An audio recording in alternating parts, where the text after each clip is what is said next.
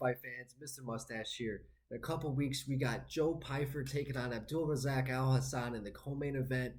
I'm pretty sure in the middleweight division, in a crazy exciting matchup where you got Joe Pyfer who has really burst onto the scene, showing phenomenal power. He's also been doing some grappling matches where, yeah, he most recently, I don't think it was most recently, but he beat Gerald Mearshart not too long ago in the UFC, but also beat him more recently in a grappling match, which is pretty impressive in its own right. So we're seeing Joe Pyfer. He's rounding out his skills in the grappling department, hopefully sharpening out his skills a little bit in the striking department, where you see him getting a little bit excited, trying to force the finish a little too much. So if he can kind of slow the fight down, I think we can see a real big top 10 contender here recently for Joe Pyfer. But he's got to get through Abdul Razak Alhassan, who's super dangerous in his own right, right? A guy who has put out guys like Nico Price, his most recent win against Claudio Ribeiro, but he seems to struggle against some of these guys like Joaquin Buckley, these guys who are just a little bit more technical than him.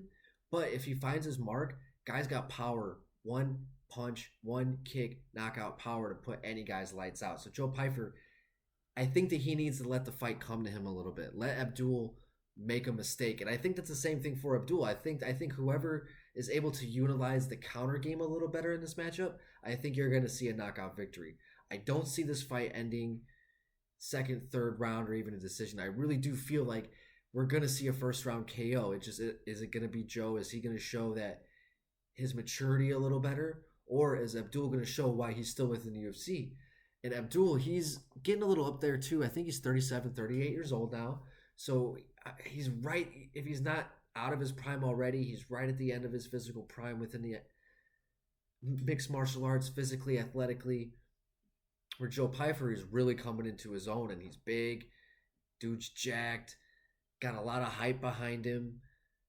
So I feel in a sense that the UFC is really trying to give him like a good named opponent to kind of build his name up a little bit. I think the UFC kind of feels that this is a little bit of a easy shot for Joe Pyfer, but I don't think so, really. Now, Abdul, I think he was a former welterweight, but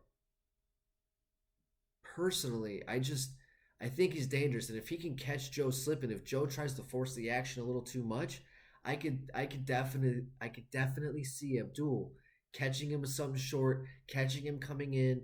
We could possibly see a knockout finish for Abdul Razak Alhassan as well. But I just feel whoever can utilize their patience, technical ability, and the counter striking, I really think is going to be the one that finds the finish. It all just matters. Is it going to be Joe Pyfer or is it going to be Abdul Razak Alhassan?